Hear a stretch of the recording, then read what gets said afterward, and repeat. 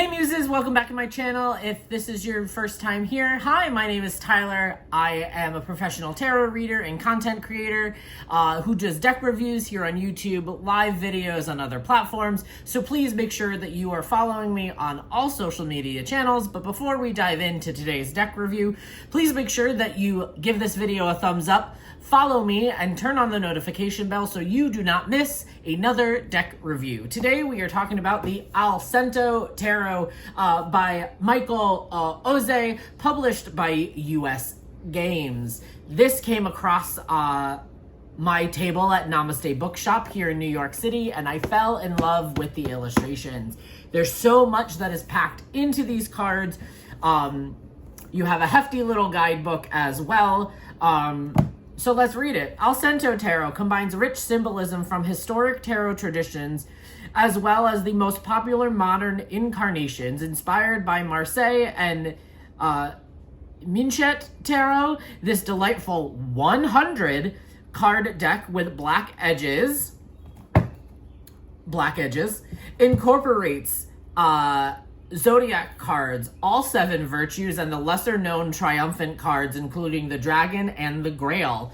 The 144-page illustrated guidebook explores numerological and Kabbalic insights, casting light on hidden and forgotten knowledge while presenting an engaging new approach to the tarot.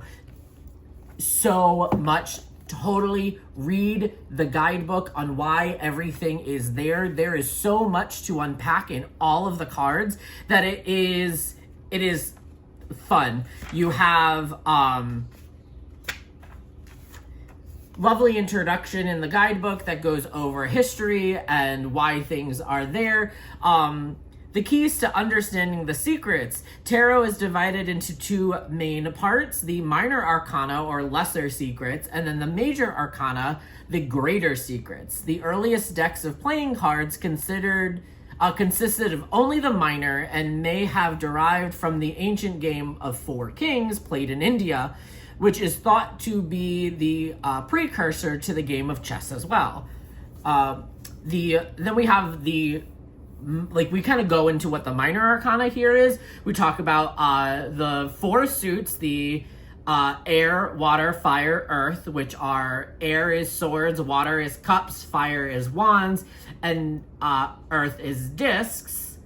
And then we go into directions, seasons, time of day, and then it also has locations on where you can feel things, and then talks about the playing cards aspect of it, which are air is spades, water is hearts, fire is clubs, and earth is diamonds. If you watched my other video about Keymaster Tarot, follows the same thing, which is beautiful and amazing. Then we go into the elements here with the signs. Sorry, new filming setup and I'm still trying to get used to it.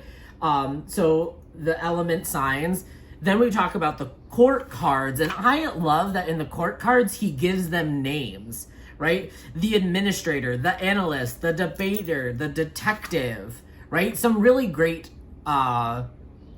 names. I do want to go into do a deeper dive past just kind of what we get on the surface here. There is symbolism. He designed symbolism, which you will find in all of the cards, to talk about how they connect. So, aces are unity, and you have the lemniscate.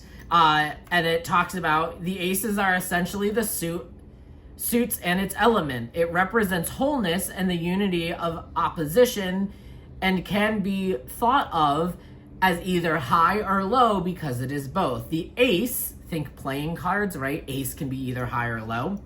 The ace opens every process and hereby contains the whole as pure potential. In its energy, in its active energy, it is an active energy, full of motivation, drive, and individuality. The importance of the ace should not be underestimated. For to do anything, we must first imagine it already completed. When associated with the element of air, It is represented in ambition of the mind, a new challenge or problem to overcome, and the conviction of a leader to focus on the point of the matter. When associated with the element of water, it represents the wellspring of emotion and can signal a beginning of love or other types of strong commitment. And then associated with fire, it represents the initial spark of creative energy and momentum to start a project. When associated with earth, it represents an auspicious start to material matters like a fruitful seed planted. Then we have duality, creativity, and we go through all 10, giving them an association and a symbol that also shows up on the cards, right? 10 is a circle with a dot, 10 of swords, right? Beautiful color. You still see this, where is it? You see the circle here. And on the cards, you have a number, you have a color, right? So swords are yellow, cups are blue, wands are red, and pentacles are green. You have the 10 swords, you also have the 10 of 10 spades, showing the playing cards. You have elements, playing cards, and other esoteric imagery on it. It is full packed. Black edged cards, beautiful. You can do uprights and inversions with this card if that is the thing that you are looking for. So let's dive into it, shall we? In the guidebook, you get a description. You get a description plus like a story behind it as well, which is lovely to see. So, right, Ace of Swords, unity of thought is kind of the key words. The Ace of Swords signifies a unanimous idea. The inspiration of unified thought provides conviction and unique purpose. New original ideas are granted. Reversed aspect indicate action without clarity and control that leads to adverse vitality. Great power can corrupt. Then it says a fairy wearing a crystal crown flies through the air with a sword in his hands. Looped on his belt is the lemniscate, symbolizing the unity of eternal ideas. So, right, the aces all have the lemniscate, which also falls into the magician aspect. So you can see these energies trickling down through each card. On the right is an olive tree symbolizing peace and mercy. On the left is a palm tree symbolizing sovereignty, severity, and the suffering from transformation. The branches of the palm tree are resistant to harsh winds, and the reminder that even in the most difficult of times, a victory can be achieved. However, victory for some means loss for others. The Fae has ultimate conviction and is a uniter of opposition. He raises his sword as a double-sided blade. His raised sword has a double-sided blade. It can be used to affirm thoughts and align with divine will, and it can also be used to invoke wrath, punishment, and cause affliction. We must strive to wield weapons wisely. And focus. Come on. There we go. So you see the trees, the ace, the sword, right? Beautiful. Let's dive into my fun aspect. So there are some name changes here. So the Lovers is called Choice. Love it. So harmony of free will and fate. The choice signifies the harmony between free will and fate. We have to use our conscious to identify the path of chivalry.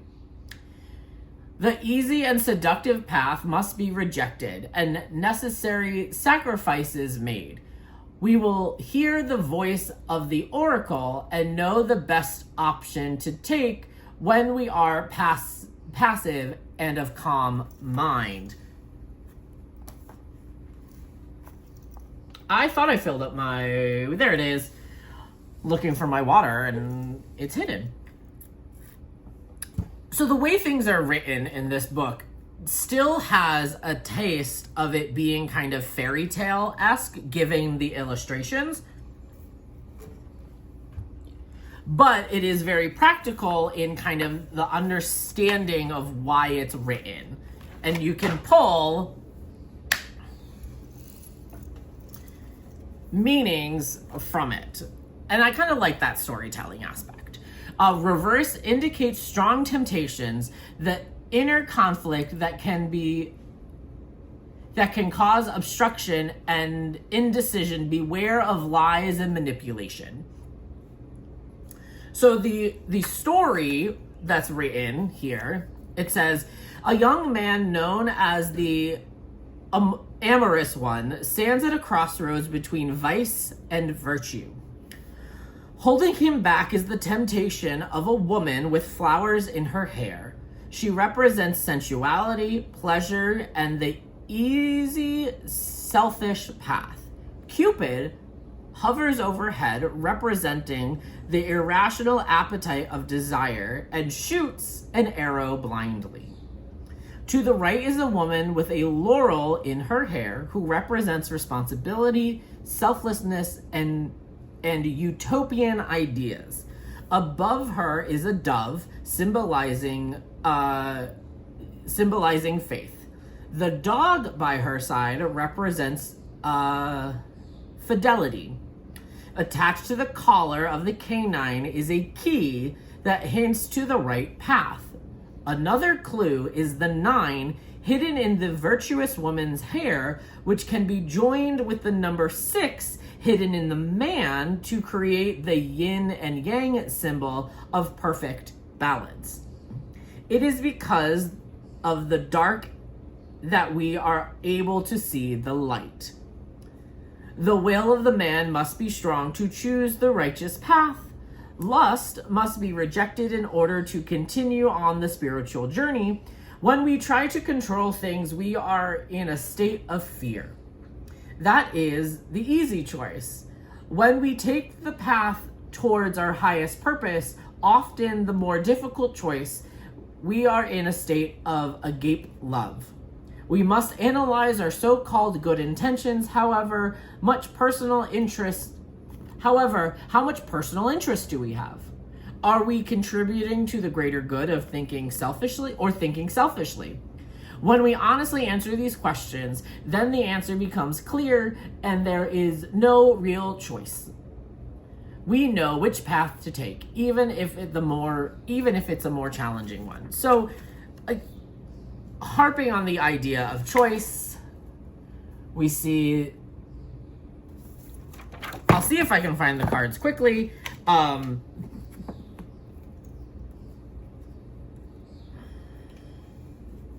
But you'll definitely see the cards in a closer up aspect. Let's dive in because there's virtues. There's virtues as well as zodiac signs. So some of the added cards, there's not just 12 zodiac signs, there's 14 based on the new reset of I guess the new zodiac signs that were out there. But some of the new cards that we have charity, faith, hope, the dragon, the grail, prudence, the falconer, and the Vision. So these are some interesting ones. And I can kind of see some of the other tarot cards that are in them. I love that Judgment is now called Fame. Okay, so the Vision is the duality of dreams. The Falconer is creativity of focus. Prudence is the stability of virtue. The Grail is the disruption of darkness. The Dragon is harmony of passion. Hope is the struggle of purpose. Faith is the balance of peace. Charity is the power of love. And then the Fool is the last card because they don't give it a number, so they put it at the end.